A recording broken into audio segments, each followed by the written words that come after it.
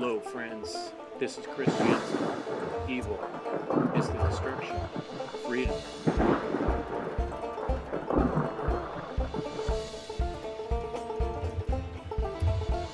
wanted to draw your attention to a couple great things you can check out when you're done watching this show. Pop on over to Twitch and check out Brandon Spencer's 24-hour, 24/7 live stream coming at you with truth, freedom, natural law, all the time, every day. Also want to bring your attention to Mondays. You can check out my good friend Rick on Revolution Radio at 6 p.m. Eastern, 3 p.m. Pacific. And now, I have a great show for you. Thanks for joining me. Please stop on by to endevil.life and make a small donation or share something from the website. Subscribe to the channels and enjoy the show.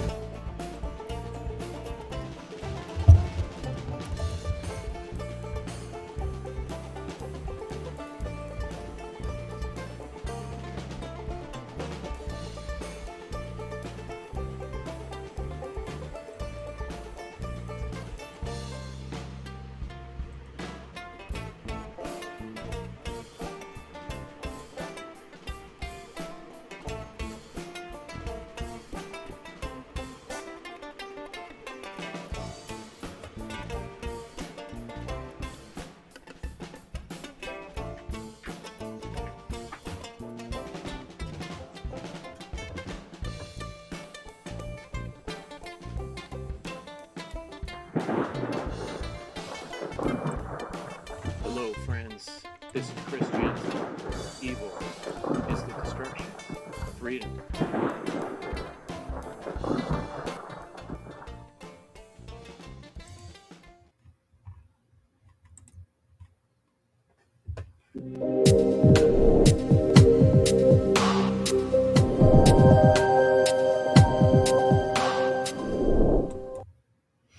Hello. Welcome to the End Evil podcast. My name's Chris, and evil is the destruction of freedom. That's a slogan I got from the book, The End of All Evil by Jeremy Locke, a great book. I recommend to check it all out. You can type in The End of All Evil by Jeremy Locke, and you'll find it for free right there on the browser internet. It's a very expensive book to buy online, and we're looking for a way to get it reprinted. And if you're curious about that, send me an email, chris@chrisjantzen.com, and you can join the team.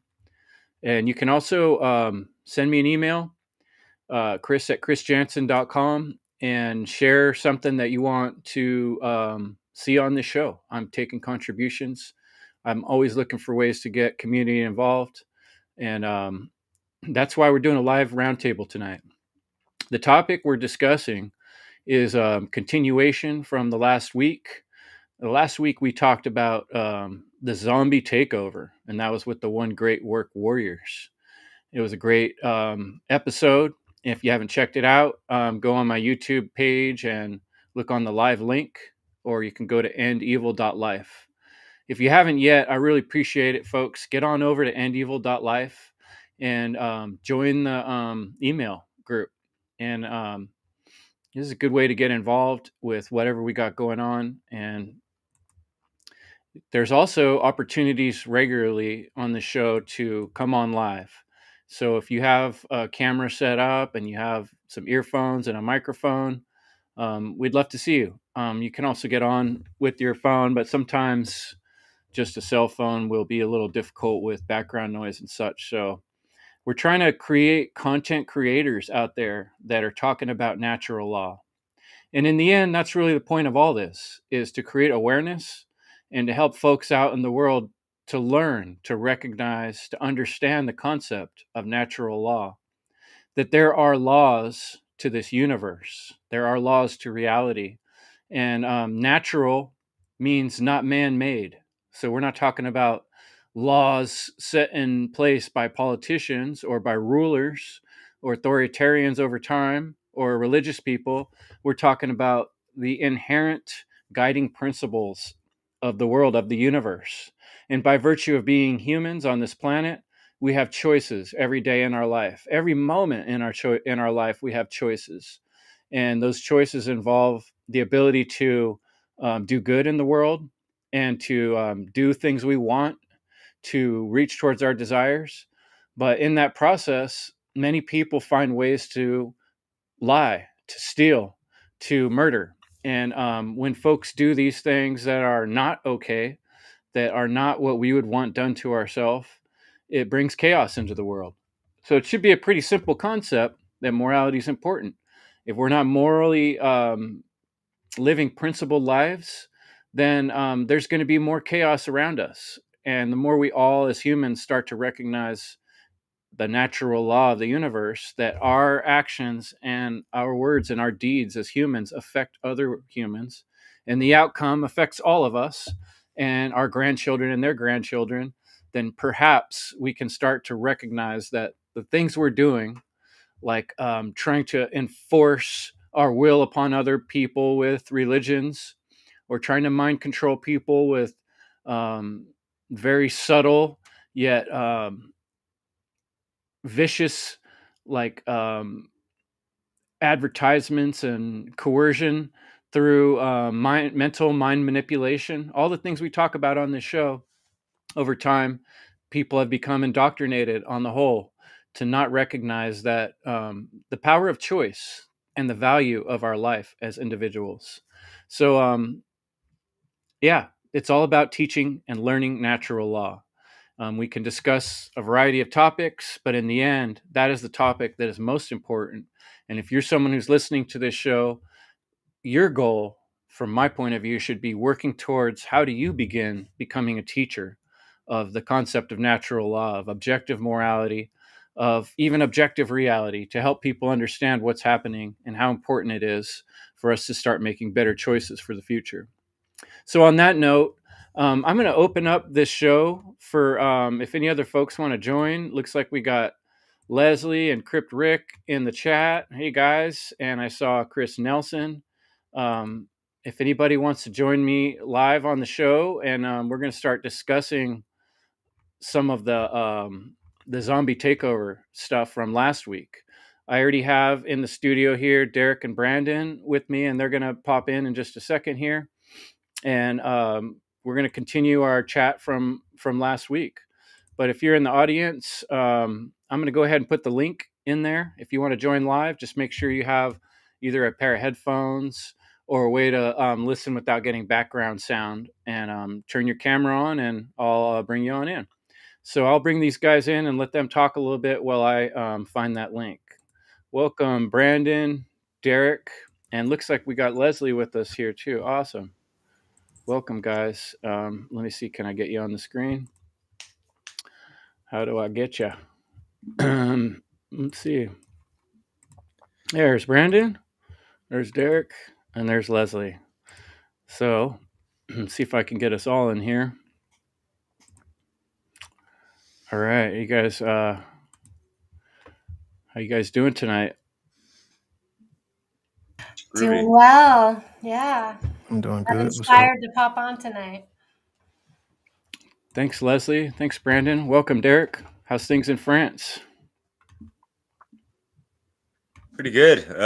Definitely not as hectic as what's going on in the East Coast. Much condolences, and yeah, my heart goes out to the folks dealing with some natural disasters, which is pretty damn bad. Actually, by the French Riviera, there's a good amount of like flooding and stuff, and I heard there's like hail going on in some places, and I'm sick of just like the tabloid-esque type of like the clickbait titles and like these ridiculous over-the-top thumbnails. It's like people are fucking dying and suffering, and people just want to make content and get the views and all that stuff. And it's like, at the expense of what, man? Chill. Like, anyways, we walk on sacred grounds about that natural law. Unfortunately, the contrary of the zombified zomboid, they lack that, as well as a heart and brains, which is why they're always hungry for it and got to feed off of other people, right? Anyways, hey Chris, bonjour. Long time no see, mon ami. Hey, not that long ago. Yeah, welcome, Chris. Thanks for coming. Yeah, Derek, what you're saying, this is a good example right now with a lot of crazy stuff, wild and crazy stuff in the mainstream media. You're going to see most content creators out there just spinning off of this stuff. What's happening now? What's going to, but rarely do you see anyone bring it back to principle and try to understand, like something Brandon and I were talking about right before this show is like, we got to quit expecting to see like all this change happening like right now. The ball's already rolling downhill. There's already a chain of events in motion. Humans have done quite a few evil things leading up to now, and we're going to have to feel the outcome of that to an extent.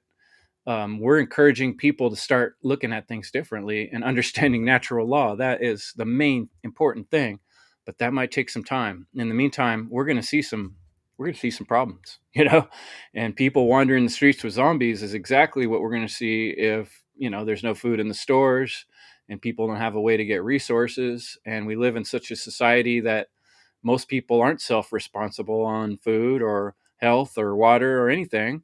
So when these big giant corporations and entities that run all these things aren't doing their job, then everybody gets to see, like, well, how does that work? So I'll pass it off. Brandon, you want to jump in next? I can only visualize people eating toilet paper. Because it's doing the whole COVID stuff. People are going out and buying the stuff, but people have become so ignorant and low states of consciousness that people will probably be eating the toilet paper. Then once that's done, then they'll really start eating each other. And I honestly do see people, like they're in such a state of fear and ignorance that they would start eating each other, like rather than die. And this kind of gets into what Chris brought up is the evil within. Something that's portrayed in a lot of the whole zombie entertainment is how when the society breaks down or when the conditions become unfavorable, then it kind of brings out that evil within ourselves, and we start to go into this animalistic mindset, not just with the zombie, but with the individuals, the so-called survivors. They start to abandon groups, start to create these forms of authority to survive, and it's still getting into like the whole evil that is within our own selves that needs to be looked at, that needs to be dealt with, and a light needs to be shined, held upon that. And like I said, like the whole evil within that's being brought out with the whole zombie, like the whole like murdering someone and then consuming them. What more evil thing could you possibly do? You know, to murder another life and to consume it, to take it, within your own, body as energy. Of course, we're talking about sentient, held conscious life, another human being. But like what can be more evil and vile and more disgusting, hell than that? But when conditions, like whether it be a natural, health disaster or war, when the conditions start to break down, no matter what society, then you start seeing people do these kind of evil things. And sadly, that's what we are starting to see more and more within the world.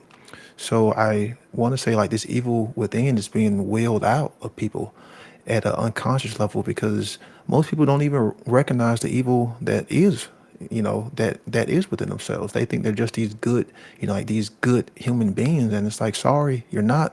We all have that evil, like we all have that capability, but it's a choice. So if you're operating on that subconscious level or that unconscious level, then yeah, that evil is going to be brought, it's going to be willed out, it's going to be pulled out, it's going to be summoned out, you know. And that's really what we're seeing. And I know Chris talked about this, and I kind of talked about it with the whole more relativistic, mindset and the whole lack of spirit, the whole lack of consciousness, the whole lack of emotions, the whole lack of empathy, pretty much like the lacking of care, the lacking of being human. So yeah, that's just what I wanted to bring about, and I'm sure Chris Nelson will bring some hella major points as well as Leslie. So hell, I'll pass it on.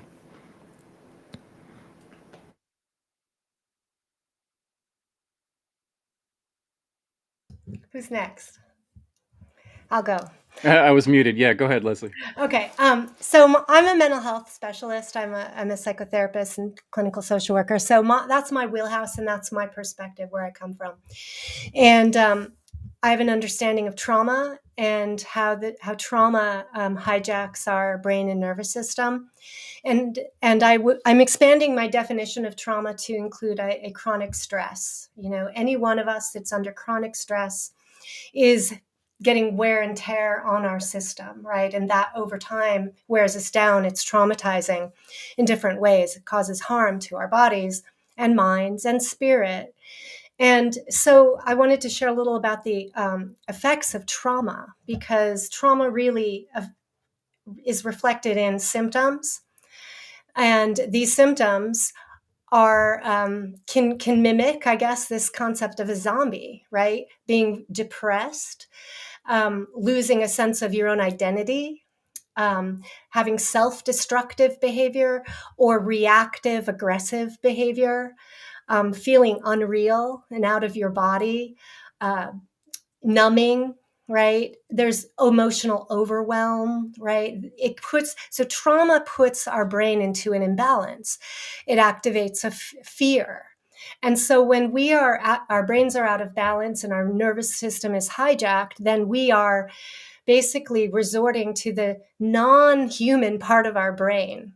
Our frontal lobes, they shut down, and we're in the animal and the reptile brain, which is a very survival-oriented a mechanism of fight, flight, freeze, right? And so we think of the zombie as like either they're kind of like, I had a client actually who was like, yeah, I've been just kind of like a zombie. I can't even think. I can't like follow through on my goals. He's just kind of going through the motions, right? Not really leading his own life. And then on the other extreme is the aggressive zombie who's out there for blood, that's like afraid, like I need to get all the toilet paper and you're in my way, and shove you aside, right? And so there is a very deep connection in this zombie motif to our mental health and the degree to which we are regulated emotionally, and how our condition of being subjected to traumas and not understanding our own psychology is setting us up for these extremes where we then are out of the window of tolerance, so to speak. So which would be the term that means that we're within the window where we can manage our emotions and we can tolerate our feelings without going to an extreme, where we can think, we keep our frontal lobes online, and we can feel simultaneously, and our reactions are adapting in a reasonable way, right? And when we get on overwhelm and we turn into zombie mode, we're either going to be hyper aroused in our level of nervous system state. Our nervous system becomes hyper aroused, and then we become overwhelmed, panicky, impulsive, aggressive, hypervigilant, very defensive, quick to fight. We don't feel safe. We're reactive, angry, and our mind is racing. We can only tolerate that for so long before we crash. And then we're down in the bottom side of it, where we are kind of numb, kind of dead to ourselves, very passive, without feelings. Our energy is lost. We can't think. We're disconnected from each other, from ourselves, shut down, maybe dealing with shame. We can't say no. We don't have the energy, right? So a lot of people in our world are on this roller coaster ride from one high to the low, and not in this window of tolerance where we're really integrated in that right left hemisphere, and that where we are able to come back to rest and recuperation. But instead, it's like a symptom in our society of people being dysregulated from chronic stress, unresolved trauma. And a lot of that is, I think, it's set up in our society by the state and by the violations of natural law in our world. So that's what I wanted to get across. Who's next? Thanks, Leslie. That's really well put. I've learned so much from you about the effects of trauma, and it's like I knew about it, but I never really consciously put it in its place. The way I've learned, from you, because I think you spent so much time looking at and experiencing other people's trauma throughout your career, that you have this incredible empathy for human beings, and it's easy for us to start turning off our sensitivity in different ways as humans. And like if you've been injured, for instance, you get a callus, or playing the guitar, the ends of your fingers get callus, right? Which isn't always a bad thing. Like if you were in a war, you'd have to get more callous to death, right? Because you're fighting, and you're seeing people die around you. But we live in this day to day life where that callousness is all over the television and the media, and people are becoming more like numb to feeling things in different times and places where maybe we should feel things, and vice versa. You're like getting really intense about feelings about stuff that kind of doesn't matter that much in terms of the context of other people and their concerns. And so there's a lot to be thought about and to consider there. But let's hear from Chris. Thanks for joining us, Chris. What do you got to say, my man? Hey, glad to be here. It's like my favorite online interactive time of the whenever it happens of the month. Yeah, I recognize a lot of the stuff Leslie was talking about from her trauma presentation. So that's a lot of good information there. So I watched what you guys talked about last week, but I was like, was doing other stuff, so I rewatched it just before this went live, and I noted some things that came to my mind. So there's the like symbolism or the connection, the similarity with the zombie and being a golem or a husk, like the whole Passio concept of selflessness, of not having the self. And it ties into the moral relativism that Brandon talked about a lot. And so it's like you want what you want. So in the case of zombies, it's brains, right? They just go after the brains, and anything else, well, who cares? And they just go for it. And so they do anything to get it.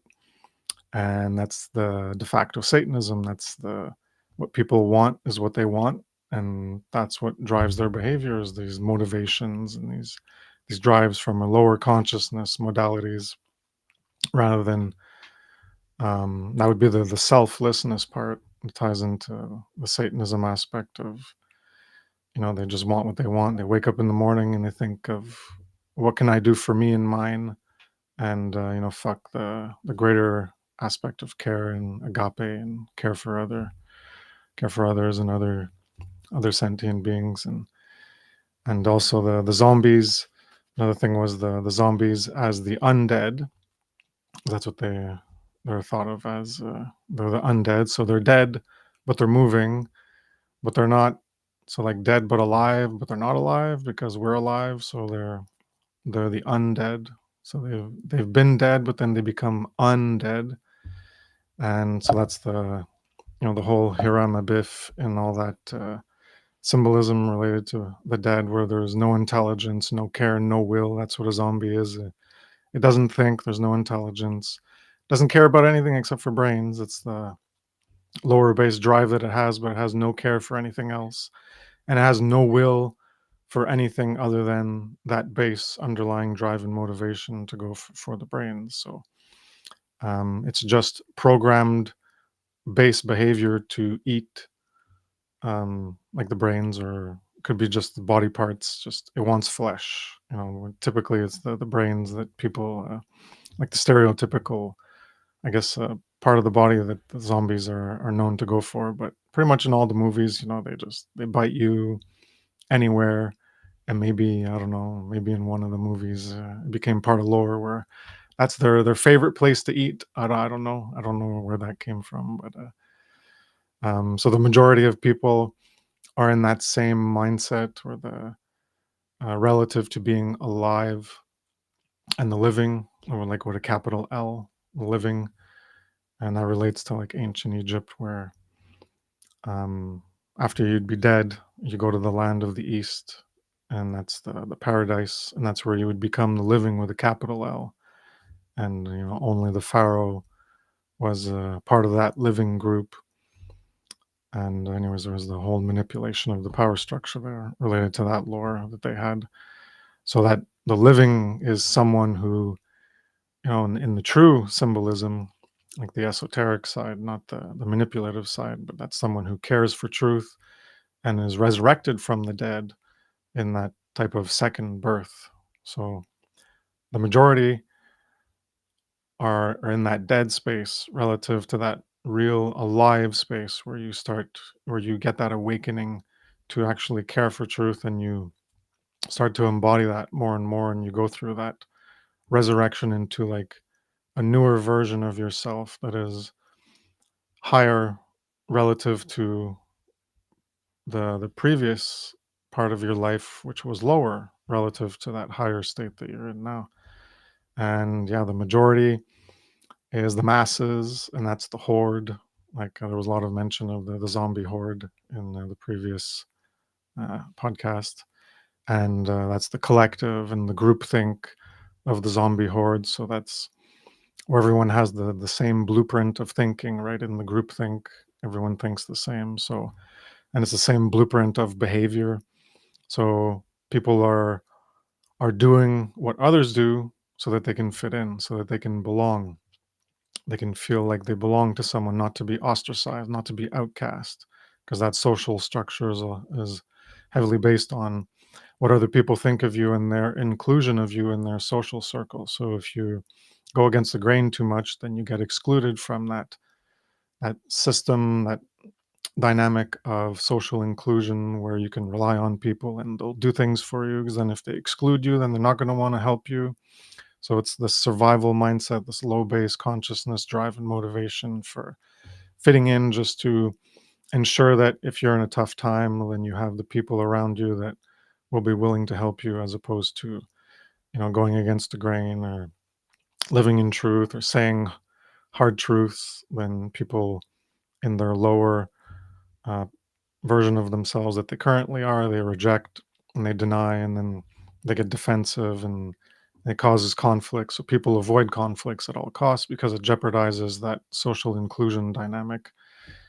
And yeah, tie into that the bandwagon effect of wanting to fit in, just going with the flow with where everyone else is going, hop on the bandwagon, whatever the newest trend is, and going with what's popular.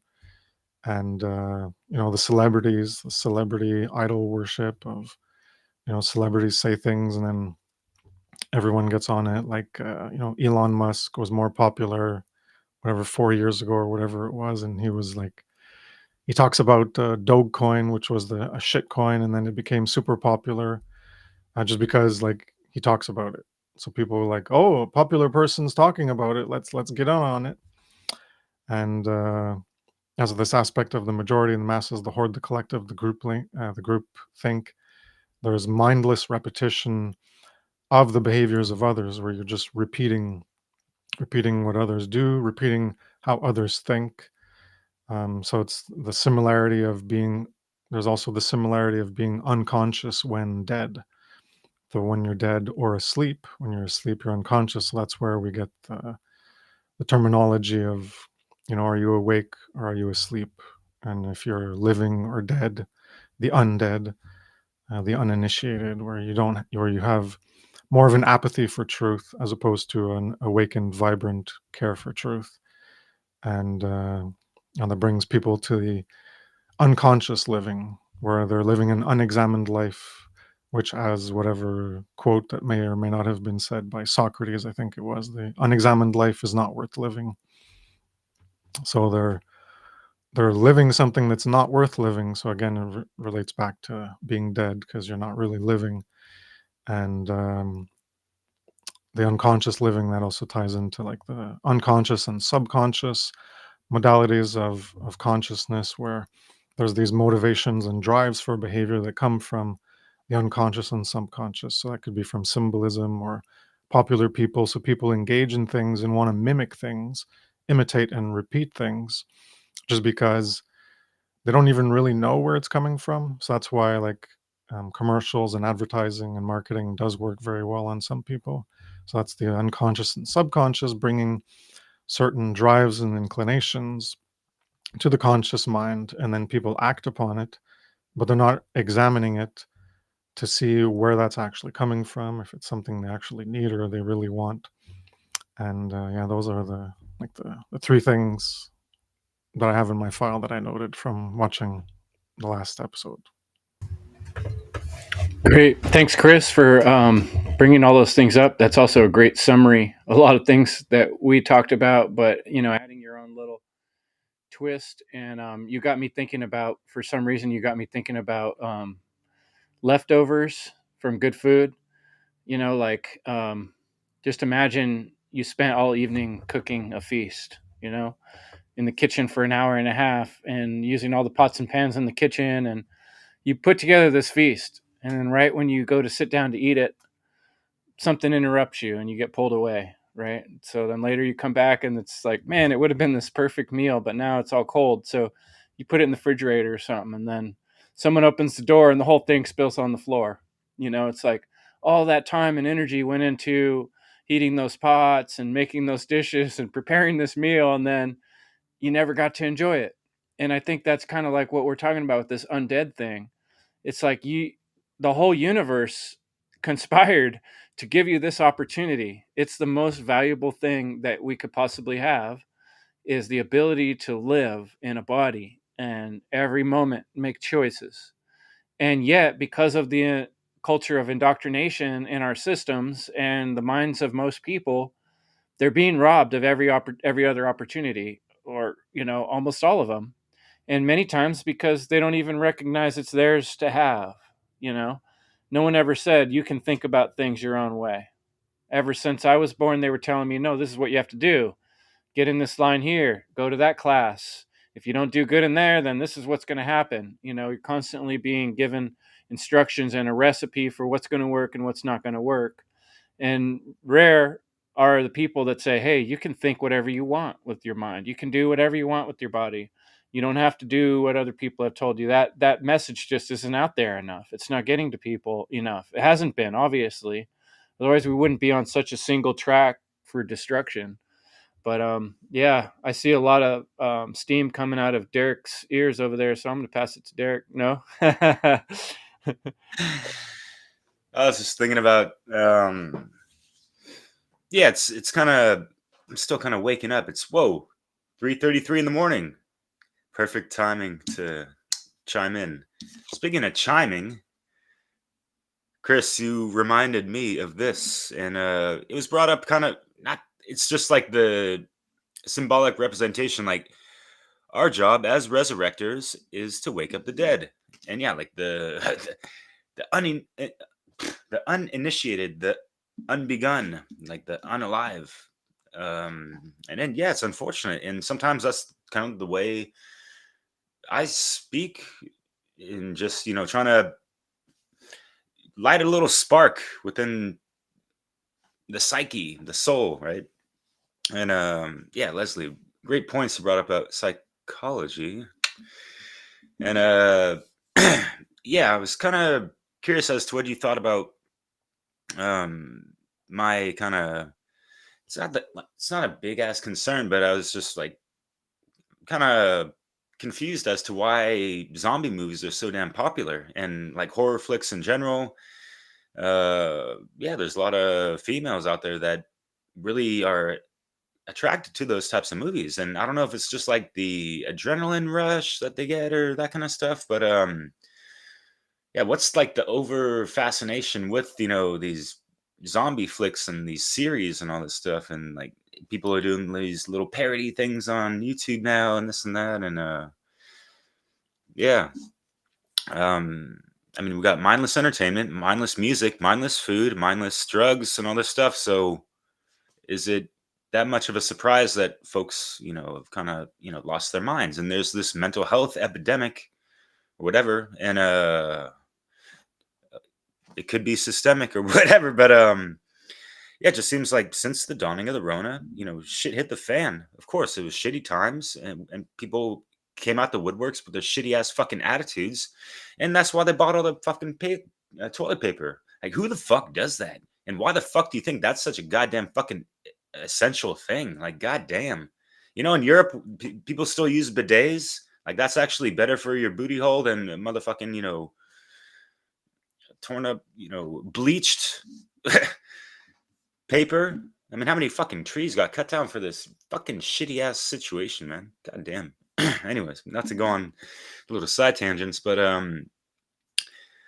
yeah, people lack attention spans, and it's just like they're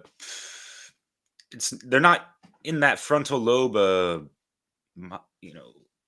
state of mind. They're just easily distracted on whatever the fuck. It's like a moth to a flame or a light or something like that. They're just buzzing around aimlessly. And there's like whatever's buzzing. Not everything that shines is. I always forget how they say that. I'm not trying to be too clever, but yeah, not everything that's shiny or blingy is something of that proper light source, that life force type of thing. I'm taking it to the sun and representing knowledge and all that jazz.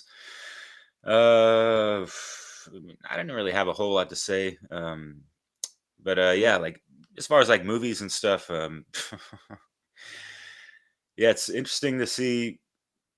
Yeah, like Fred, you mentioned the fast times these days and this and that, and something about 28 days later, where they just come in swarms and this and that, and it kind of reminded me as well of the Matrix in a sense, and beyond just the agents. I mean, like the last one, like Matrix Resurrections, right? They had all these bots, and it just went into like super crazy swarm hyper mode type of shit. So I don't know, just like little things come to mind, and just yeah, interesting correlations there, and just how it kind of makes sense looking at things more abstract or whatever. But yeah, any thoughts, anyone? Yeah, like bringing it back, Derek. That's if people don't know, like, how do we get these ideas for topics, right? Like, we meet every week, Derek, myself, Brandon, and the other One Great Work Warrior guys, and we'll just talk about what's going on in our life, right? And then a lot of times it'll come up a conversation we're having with someone, or maybe a show we just watched on TV. And that question that Derek asked was really what got this whole thing going for me. Was like, yeah, I get the zombie thing. I've seen werewolf movies. I've seen vampire movies. But why is there so much? Why is it? It seems like it's been accumulating energy. Like there's more and more zombie movies. For a while there, the vampire ones were getting really intense. But it just seems like the zombie ones are just overwhelming. And the zombie video games, and I don't know, maybe it's because back in the day I got one of those video games on my iPad, and it was like all these zombies are coming towards this warehouse, and you have to just annihilate them, and you get all this weaponry, right? And I understand why that's fun, because like I've enjoyed it too. Like you get to live vicariously through just mowing down fields of bad guys, right? And that's exciting, and like kids all over the world are doing that on a regular. And so, but what is that doing on a deeper down? Part of your body's going through the traumatic cycle every time of this whole confrontation where you're killing something. you know you're destroying something, but like Chris is saying, it's this desensitization of killing others, and this devaluation of how valuable we are, and our choice and our ability to um, tune our brain to a higher level, to a higher degree, and get out of what Leslie was talking about, that base functioning. I have to do this right now, or else otherwise this is going to happen. I don't have any choices. I'm overwhelmed. I can only think about two things. And it's like, how does a magician or anyone who's going to trick you or fool you do that? They always use very similar methods. And generally, it's by distracting you in some way or another. If you're distracted, then you don't notice what the other hand is doing. So it really falls upon us to not be so distracted and find a way to pull ourselves out of all the cross talk going on out there and all the BS, and just talk seriously about what does this all mean? Why are we doing what we're doing? And that's a good opportunity to plug Sarah Cross and her show Cross Talk. I know she started up on Revolution Radio now. Sarah Crosstalk. I'd like to add that a little advertisement for her show. Folks should check out her work too. But we giving you any food for thought there, Brandon? Anything you want to pop in on? Yeah. After hearing Leslie, Chris, and Derek talk, I can only think about the crowd, man, and like how dangerous it is, and how dangerous it like the crowd has always been. The collective unconscious. That when we as individuals mass together in these group dynamics, rather it be sports, rather it be political, like when we get together in these large groups and these large numbers, and how we, like just lose track of self, like we lose sense of self. We just completely, lose track of morality, thinking, true discernment, empathy, and how when we are in these large gatherings, like even in like some of these big music festivals, there's a lot of energy in the air, and you can feel it. How you can resonate with it, and even if you were extremely conscious, if you were in that environment, that starts to reflect upon you, and how your sense of discernment starts to weaken, in the crowd, and it's just like the horde, and that's all I can think about, man, because I'm not a fan of crowds. I'm not a fan of going to, like large gatherings. I'm more of a individual who like to be by myself. Like even when we go, or even when I call like at these tournaments, when I go on break, like I like to chill by myself. Like I don't like being around these groups, of hundreds to 1,000 people, because like people just get so ignorant, man, and like they just like shirk responsibility. And like we've seen it time and time again. Like we have so much evidence to talk about this, but like the main thing is like we lose sense of who we truly are. Like we lose sense of our humanity.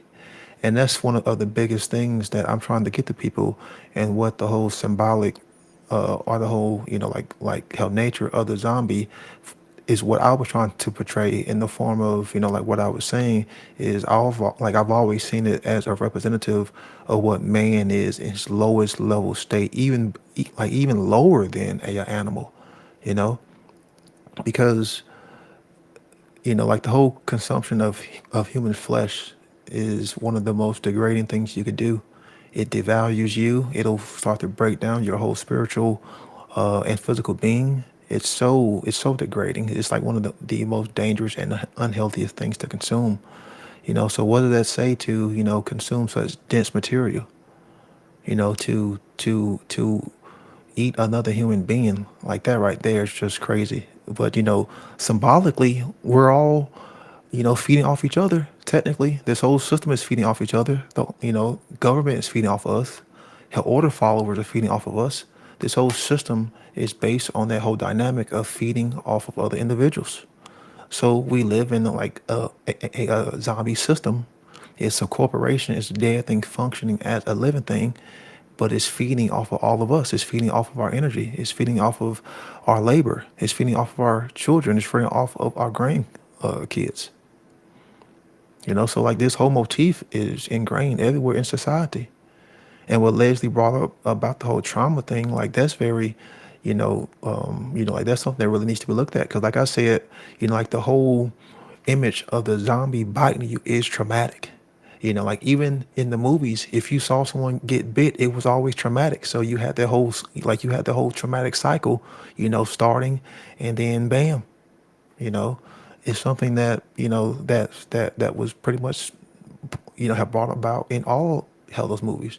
And then it gets into like the whole adultery of horror flicks, and like how we just keep traumatizing ourselves, and desensitizing ourselves to these sick like horrific scenes, which in reality man isn't really supposed to watch these scenes as like like so many times, because it starts to desensitize you to these things. And then you start to say, well, you know how when it really does happen, it becomes like how you become so used to it to where like it's normal, and that's really what we've seen. Through the whole movies, because a lot of these movies are just, the cremation of care pretty much put on your, like, on your own screen, and it's being projected into your own consciousness. A lot of people think that the cremation of care is just a ritual that they do at the Bohemian Grove. Like, man, that ritual's taking place millions upon millions of time a day on the television screen, on your smartphone, in these stupid ass TikTok videos. The whole lack of care. And the lack of care is what's killing the imagination. And that's why people can't think outside the box. That's why people can't think outside of what the crowd tells them to do. They can't think outside of the horde. But yeah, that's what was coming to mind is the dangerous crowd, man. Because we saw what the crowd could do 4 years ago. Like, we saw it with our own eyes, and that shit was freaking scary. You know, and it's just a matter of time before they'll summon up those demons. Hell again soon. Yeah, and you're saying thinking outside of the box. I had this image of, like, I've had some friends that their mom and dad weren't really around, and they grew up with like their grandparents or something, and there were other people in the household, and these kids just like sat in front of a big screen every day for their childhood. I think there's a lot of kids out there like that, and it kind of makes me think about. I don't know if you guys have seen this, but they did some remake of The Dark Crystal. If you haven't seen the movie The Dark Crystal, this is something I want to cover on a future symbolism. It's one of the best symbolism movies. Was The that the Dark one Crystal. with what, David Bowie? No, that's Labyrinth. Oh, okay, Another okay, all right. excellent movie for allegory. But The Dark Crystals, these it's like kind of like it is similar in the way of Labyrinth because it was puppets. And if you haven't checked it out, I hella recommend it because they've got a series they put on Netflix where it was redone, and the Skeksis are the bad guys basically, right? And they're these kind of more powerful than the Gelflings, which are the smaller beings. They're kind of like these little elf people, and they're more natural. They live in tribes and stuff. But the Skeksis like gather up the Gelflings, and they bring them into their lair, and they got this like thing where they make them stare at the crystal, and they've got this crystal like program to make it so they're like their eyes change to where you can't see their eyes anymore, and they literally like suck the soul juice out of them, and then they drink it so they can have more life. So they're willing to like let all these Gelflings on the whole planet die, so that they can give themselves more energy and more life. So it's very symbolic of the dark occultists that are beaming out this crystal light on all these boxes, and you got all these poor little kids sitting in front of it because they don't know better. No one's telling them don't sit there, don't watch the light, don't go into the light like poltergeist, right? And they're getting sucked in by these demonic forces, and it literally is demonic. A demon is an entity that doesn't have the agency of a body, right? So when you think about things in our country, like our country, a corporation, a government, these are made up entities that don't have a literal heart or a soul. They don't breathe. And yet they're ruling over us. Like like in that stupid zombie video game, there's hordes and hordes of zombies, and there's like this big giant one. He's like the boss zombie, That's like the government, right? And then you got all these regular people out there that are just like totally fine with this situation. This is fine. They don't see the problem, you know?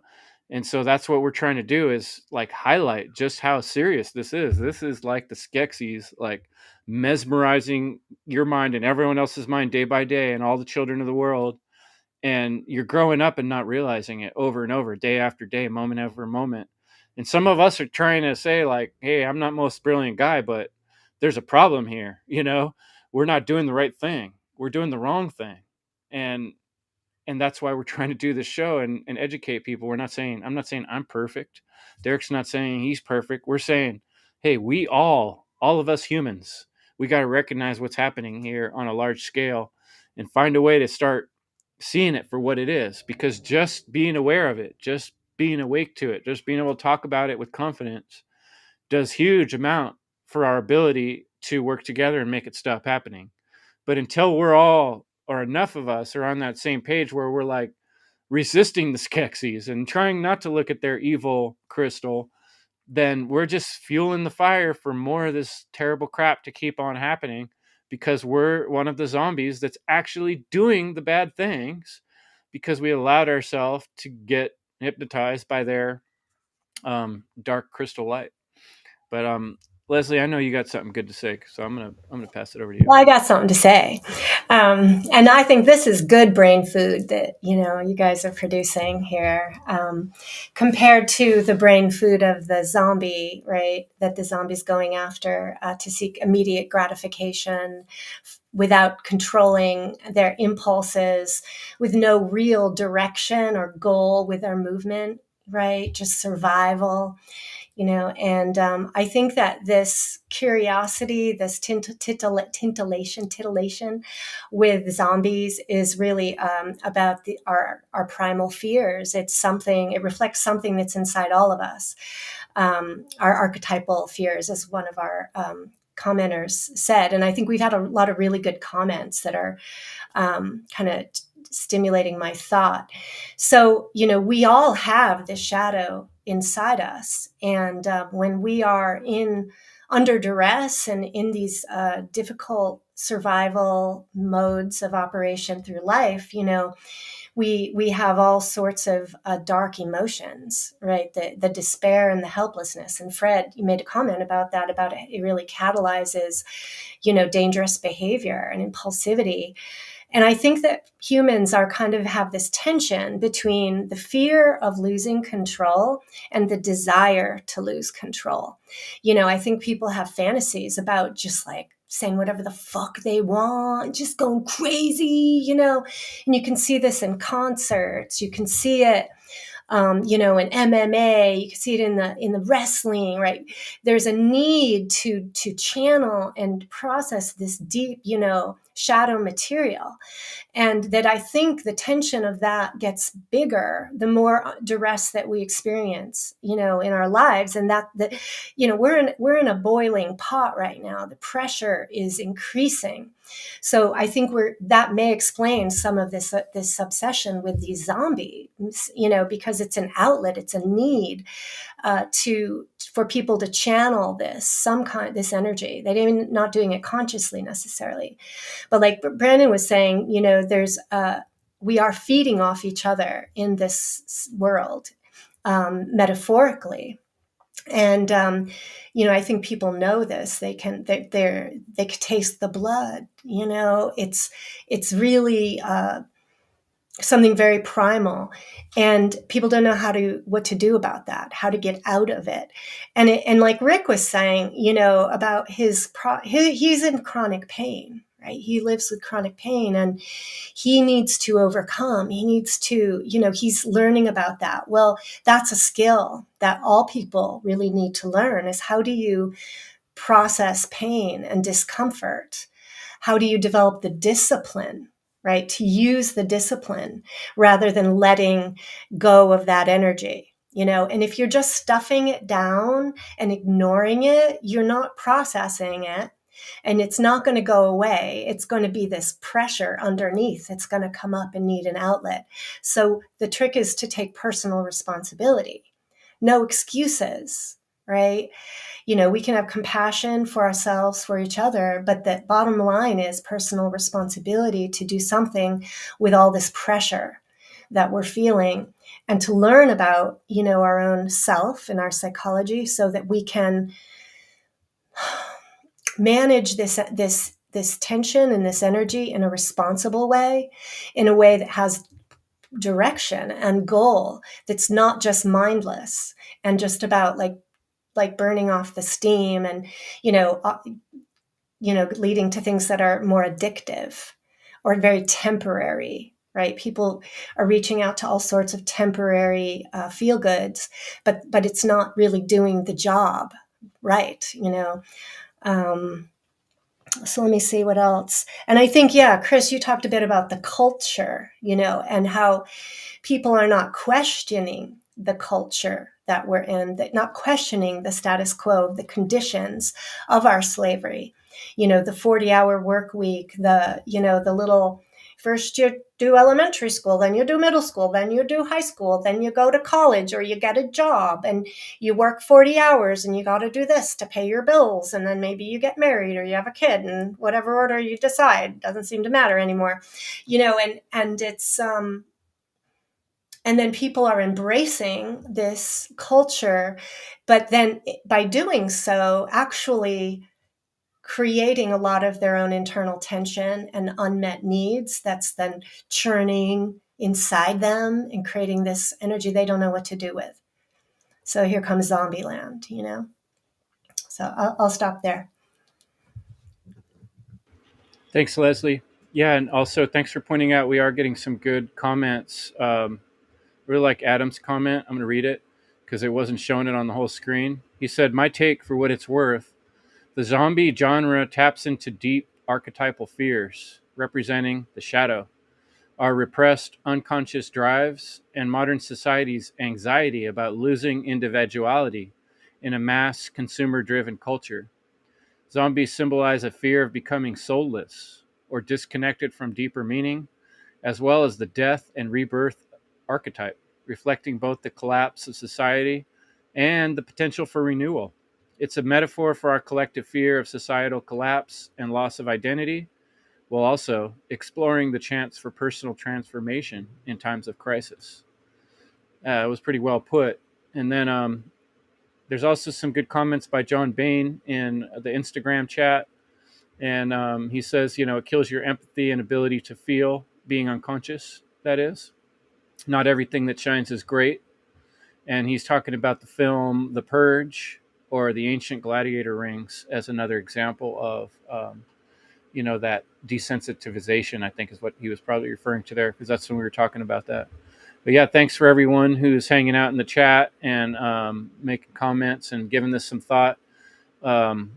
Libercast, thank you for your comments.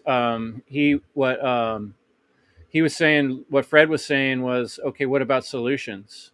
And I think Leslie was starting to tap into that. And that's kind of what I'm doing too, with saying, the main solution here is being aware and conscious of what's going on. Like me and Derek were asking, like, wait, I see that it's a zombie movie, and I see it's, like Brandon's saying, one of the most disgusting things one human could do to another, eating. But why are we watching this? If it was done once for artistic effect, okay, yeah, I get it. We were trying to make a point. But why are we indulging in it? Why are we eating it like candy? Why are we swimming in it? Why are we bathing in it? This is disgusting. And it's not always positive, to work towards a solution. Sometimes on the job site, for me, the recognition that I've made a mistake is pretty upsetting. I have to go backwards and fix something I did wrong.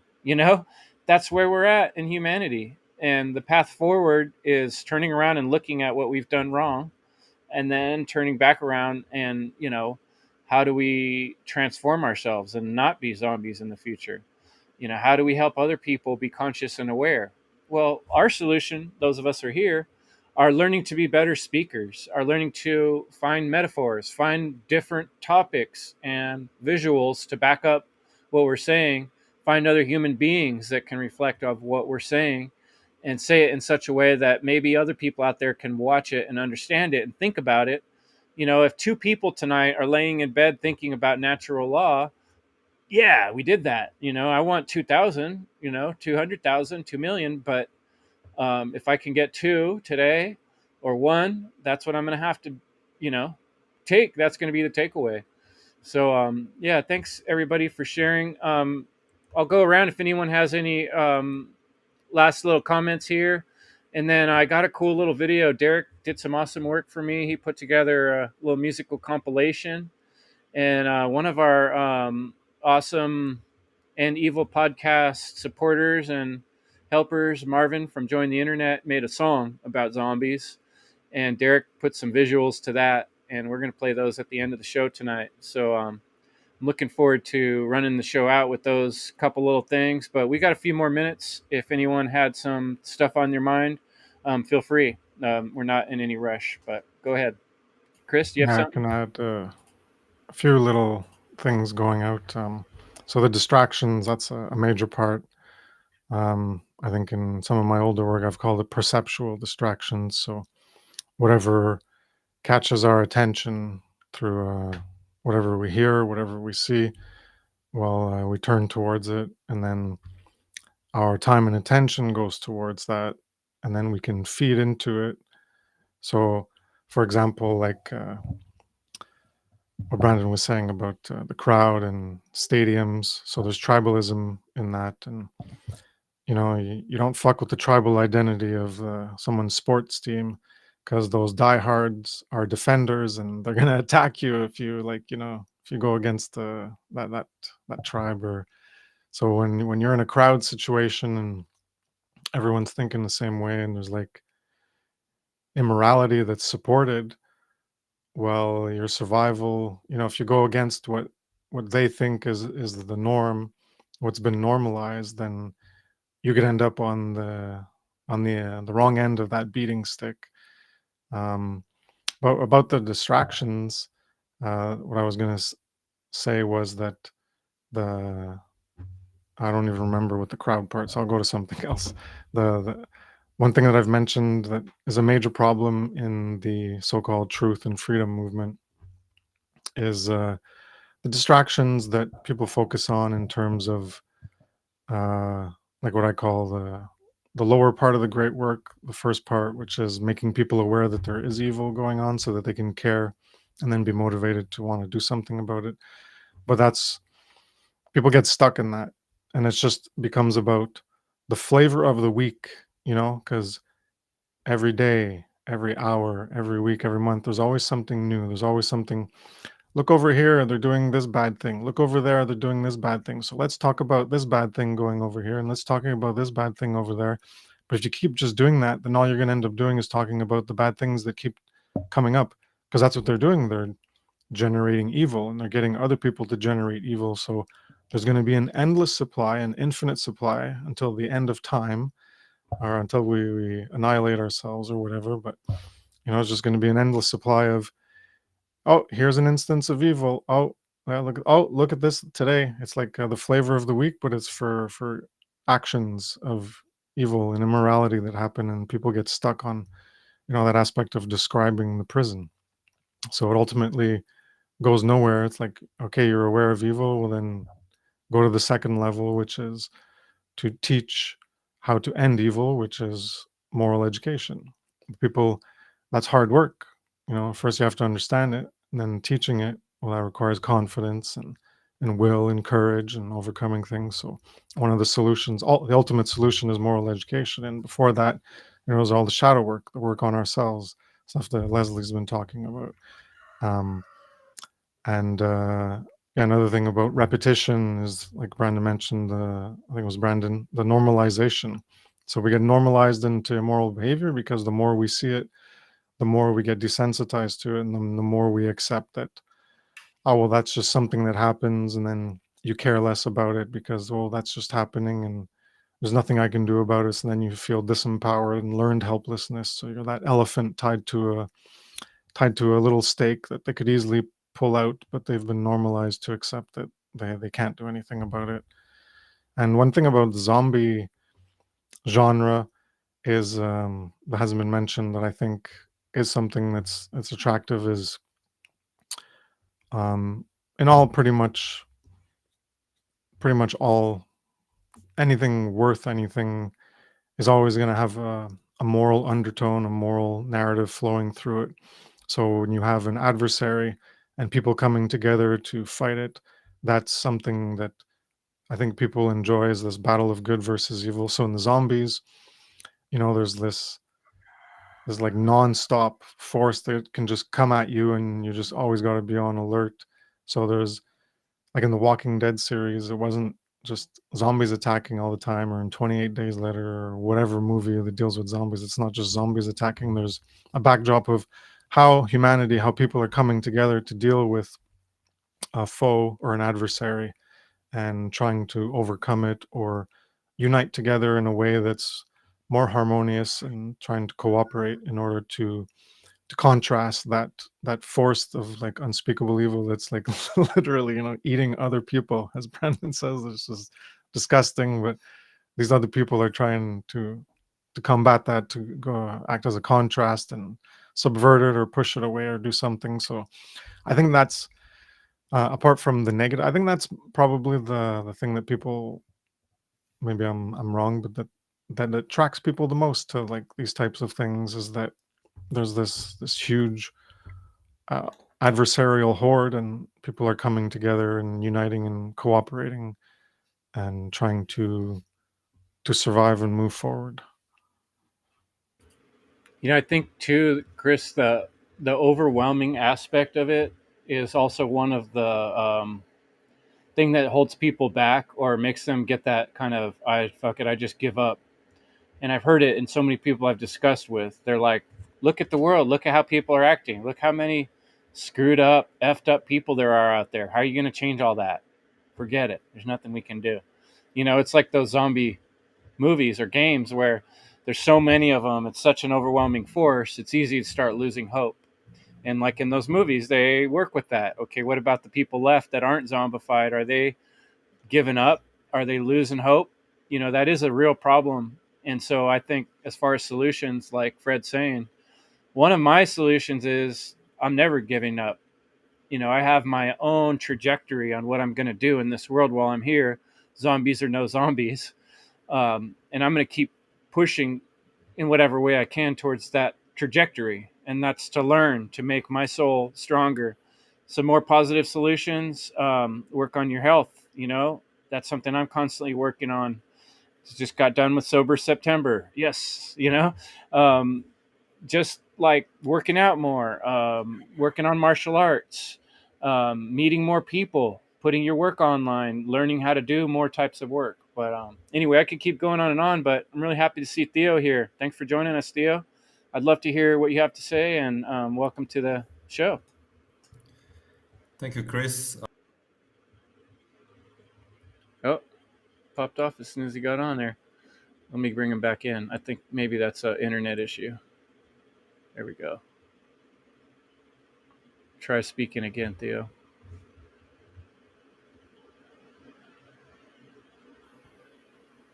Still there? Can you hear us, Theo? We're ready for you. Shit, yeah. I think my connection is too bad. I'm sorry, guys. I'll try again next time, hopefully. All right.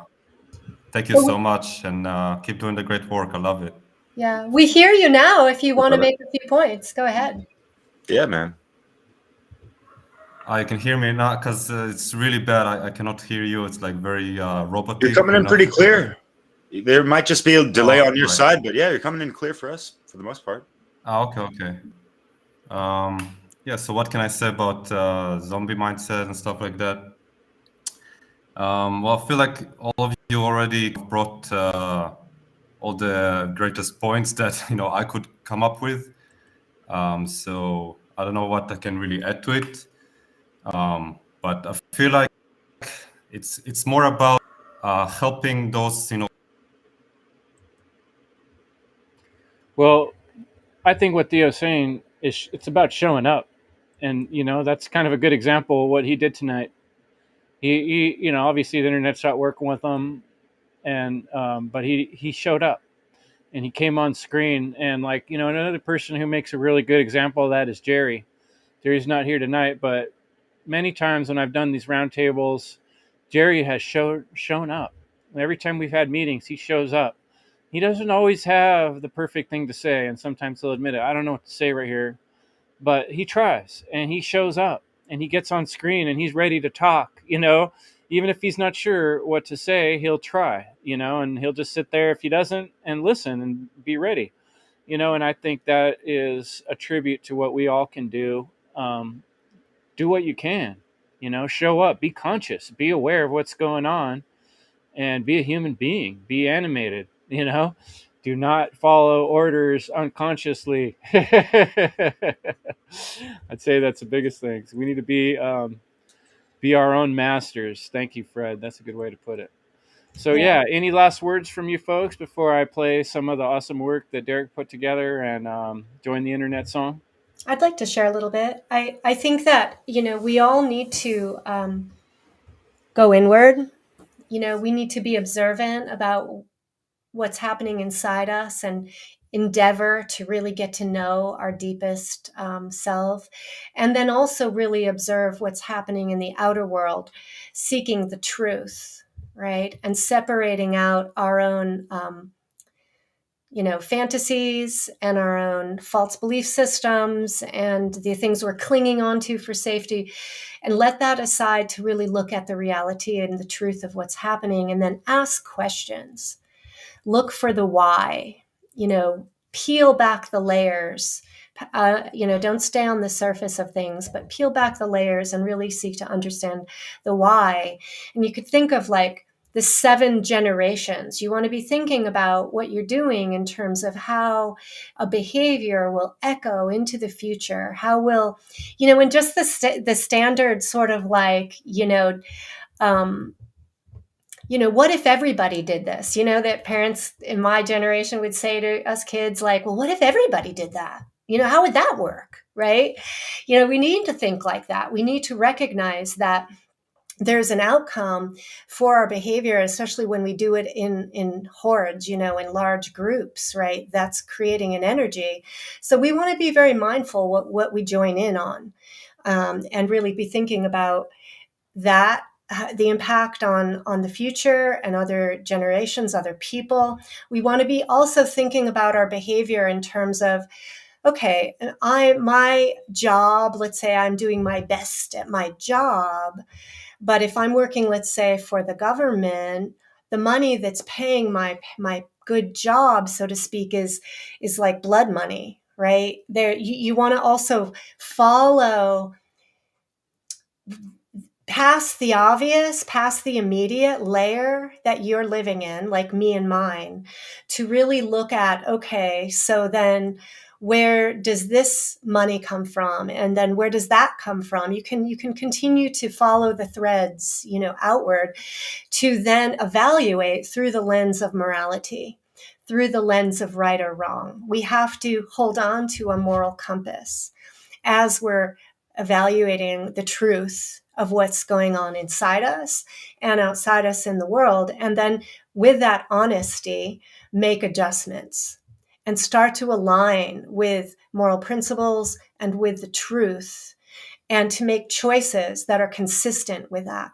And that leads to those hard decisions about maybe leaving a job or changing some relationships or living with less money or something, right? So this is a process of like a daily and maybe hour by hour, minute by minute awareness of building your consciousness beyond just your own impulse, but to all the interconnections that you have with the world around you. So those are some of my thoughts. Thanks, Yeah. Leslie. It's like the context. The context is so important. I feel myself bringing that up a lot. And, that's pertinent too, because what we see so often on the internet, even when we get into natural law circles, people starting to base their work on criticizing others or complaining about the work of others, or just picking some little pet topic and, basically trying to shove it down everyone's throat. And it's like, if you're not putting something positive into this world, you're just joining all the zombies with the negativity. And I know that some of the stuff we talk about is negative, right? But there's a lot of difference between looking at something negative and talking about it from my own perspective and saying, here's what I've learned from this negative thing. Here's how we can transform it. Here's what I think should be done about it, versus just basing all my work on trying to get people's attention. And that works better on the algorithms if you call names, if you make fun of other people. But that is not working towards the long-term solution. The only thing that works towards the long-term solution is putting artistic effort and will into imagining that change and that transformation and putting energy in that direction. And right now, that's mainly informing and helping people to understand and see the problem, because obviously most percentage of the population doesn't see it, aren't aware of it. Otherwise, they would not be acting the way they're acting, So, yeah. But we have to help people keep their morale up and have some sense of hope and possibility also. And if you're tearing people down, you're working against that, You're just feeding negativity into the soup of like yuck, and people are going to feel more shitty. They're not going to feel better. They're not going to see solutions, and they're not going to have the hope. So I think that when we are speaking and we are like getting any kind of momentum in the world, I think we need to be really conscious and thoughtful of our words and how we're treating each other and how we're communicating about principles. That doesn't mean that we don't, hold each other accountable in ways, but there's a way to do that. And as in my field, I have a pretty deep understanding of what helps motivate change in people. And there's a limit to how negativity or mockery, or yelling, works. It can work to an extent, but then it usually backfires. And it's not the long-term solution, and it's not the deep or real solution. So, all right, I'm done. All right, just real quick, my last points, and yeah, I mean, I was thinking about this for half an hour of just like solution wise. Yeah, Fred, that's totally what's up, because there's plenty of people commentating on the situation, and we need to breathe more life into this world that has become so fucking dark. Yes, we do need to rage against the dying of the fucking lights in so many ways.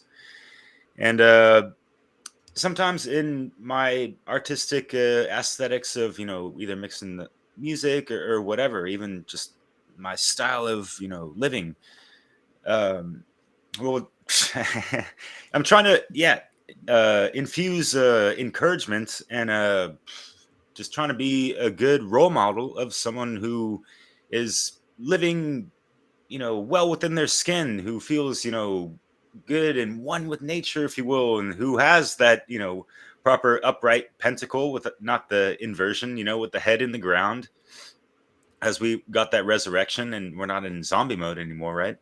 How's it going, Angela? And also, when I do videos that talk about, like the dire and blunt negative side of things, and how you paint a picture so grotesque that it compels people to do something, outside of that, and to the contrary, right? We're talking about movies, right? Well, who needs to watch movies and horror movies? We're living in one right fucking now. People are living in one within themselves. And yeah, Fred, shadow work for sure. People need to purge those demonic, parasitic thoughts and emotions and energies that are floating within them, for sure, no doubt. And that's really going to purify themselves. And like, I like that, the scene in Lord of the Rings where oh wow, I can't even remember the king's name, but he was like in zombie mode with a worm tongue, whispering sweet, insidious bullshit, year after year, and he's just crustified, right? And then you just see like the eyes, illuminating and all that stuff. People can do that within themselves, and this is kind of why we have these meetings and do our videos and try to breathe more life into the ethers, the internet, and just in daily life. It's not just out there in internet land. This is a daily operation. Anywhere you go, you can, carry your light with you. Ain't always got to be in hermit mode, but I love that shit. Anyways, that's all I got. Thanks, Derek. Looks like Angela managed to sneak in here right towards the end, but I'd love to hear your words, Angela, if you want to, something strike you and you got something to say. You got your audio working? Can you hear me okay? Yeah, you're coming in good. Okay, great.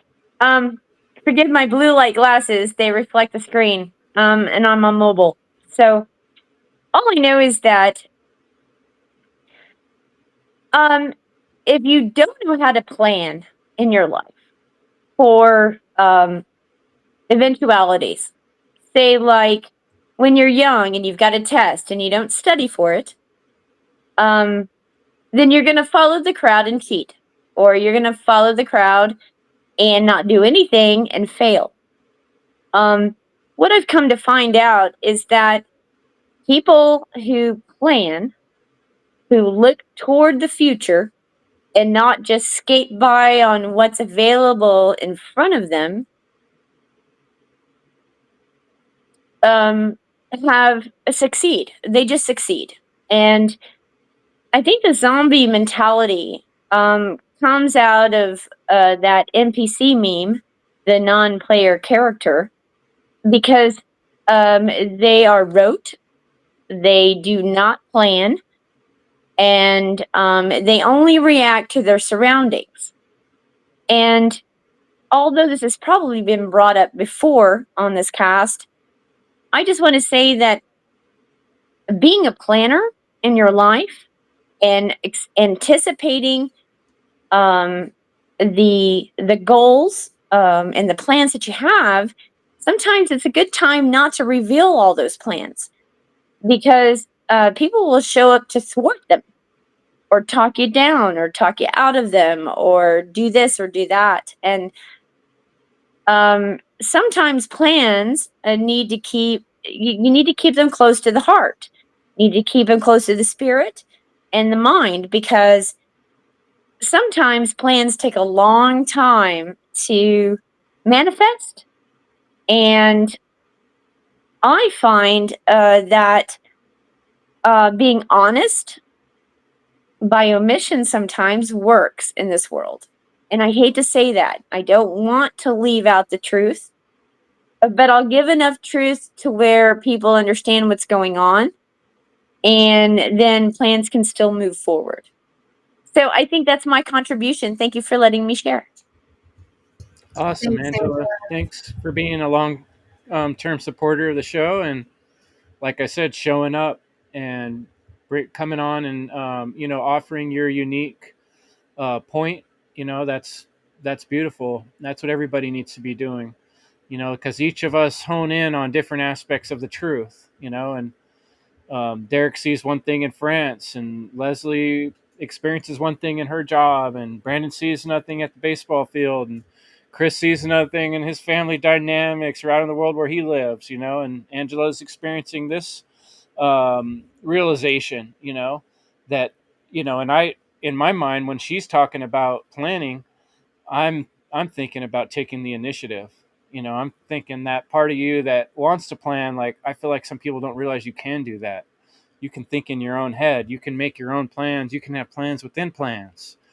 But, and sooner you're planting the seeds and considering what you may or may not do after the next thing, that gives you that extra level of bandwidth that helps you rise out of the muck of what everybody else is doing, is to have the initiative to make plans, and then make plans that are positive, that seek towards what's best for 7 generations in this world. So beautiful worlds, beautiful words, beautiful thoughts. And it is a beautiful world, despite all the evil and darkness that's in it. The actual thing is amazing, beautiful, and full of opportunity. And we need to cherish that and work towards the best it can be and the best we can be in it. So I encourage all of you to be inspired, be motivated, make plans, and take initiative. And I'm going to send us out here with a cool video that I think I'll start with the little song from Join the Internet. Thanks, Marvin, for putting the song together with your group. And Derek put a little background, some visuals for us. And then we're going to play a Hotel Zombiefornia, One Great Work Warrior remix by Derek. So thanks for joining me today, guys, and can enjoy these little treats on our way out.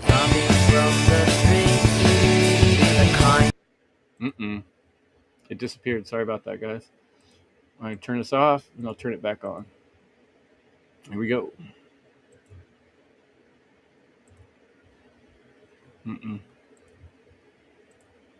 Here it is. Okay. Silly computer. The zombies roam the streets, the kind who like to meet and spend a lovely evening with, and all they want is brains. Got no right to complain, 'cause they don't wanna take your life.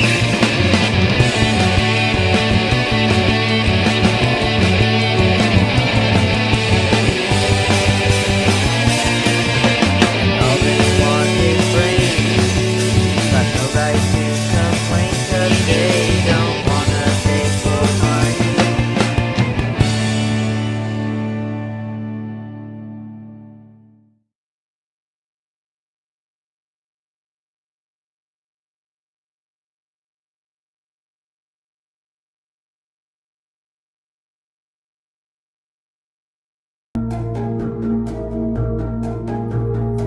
every park, every cafe, you will find them there.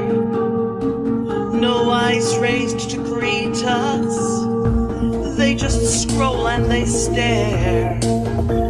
Friends beside them are distant, each entranced by soft lights, till heads grow heavy and their batteries drain, sometimes well into the night. Kinda all look like zombies, enchanted by handheld spells, caught up in a world by themselves, unblinking like Cher and type LOL. One gets up and they amble, just get out of their way. They shuffle slowly with their eyes transfixed, just put your phone away. Watch out or your cell phone will transform ya.